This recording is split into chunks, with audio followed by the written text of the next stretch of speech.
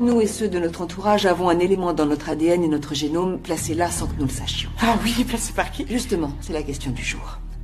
Personne n'a le droit ni la possibilité d'accéder à votre ADN. Sauf si on en offre la possibilité.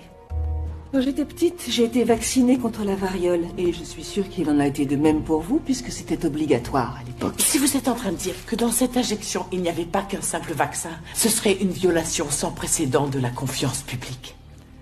Un agent pathogène pourrait tuer plusieurs milliards de vies. Votre système immunitaire sera atteint en premier, mais c'est ça qui finira par vous tuer.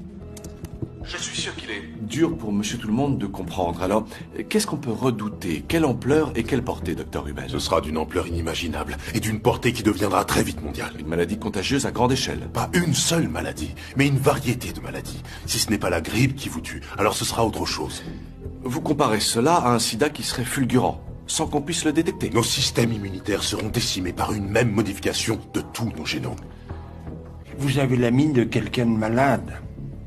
La peste, la grippe asiatique, la version sournoise d'un rhinovirus. Vous allez être témoin des prémices de ce qu'on peut appeler une contagion à grande échelle. Il s'agit d'une première vague de contagion mise en évidence par nos révélations sur une conspiration de plusieurs hommes. C'est dans le sperme, les ovules, un virus au sein d'un virus qui a été placé dans le vaccin contre la variole. Nous avons tout prévu, vous n'avez pas idée. L'ARN est une protéine qui coupe des gènes à des endroits bien précis. Exactement. Mais dans ce cas, ils sont utilisés comme une arme. Celle qui consiste à dépeupler la planète.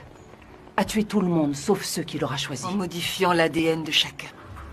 Et vous dites qu'ils ont modifié notre ADN, qu'ils sont capables de neutraliser notre système immunitaire après avoir ajouté un élément à notre ADN? Oui, mais je ne sais pas exactement comment. Mais de quelle manière c'est ciblé? On nous rapporte aussi que des impulsions micro-ondes ont servi de vecteurs sur ces attaques. Et d'autres rapports font état d'un ciblage à l'échelle mondiale, plus spécialement en Europe. Mes projets sont gardés secrets. Même s'ils étaient rendus publics, ils passeraient pour de fausses informations.